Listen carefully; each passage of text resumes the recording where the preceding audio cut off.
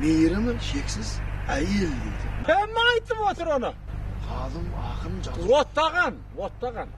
Оттамасын. Нағыз мейірімсіз әйелдер. Мен саған айтайын. Астағфиралла. Сен айтып Артық кет. кетті. Артығын бер қара. Нағыз мейірім иесі мына біздер, еркектер. Сон бір 5-10 жігіт араласамыз өзі. Енді қара. Bir күні солар мені моншаға шақырды. Өзім кешіңкіреп бардым. Кешіңкіреп бардым да ғана шешінген күйді барып та женский моншаға кіріп кетіппін ғой. Міне. Кіріп едім, ана моншаның ішінде 40 әйел, 40 тазикпен қуып шықты ғой. Ай, ер азамат кіріп кетіпті. Төрлетіңіз деуге болмай ма? Өзі мейірімді дейсің. Енді бер қара. Сол әйелдердің біреуі еркектер жаққа кіріп кетсе не болады? Қалай қарсы аламыз біз ана? Міне мейірім қайда жатыр? Сондай кезде мен де шақ болсақ шыбелек ақсақал.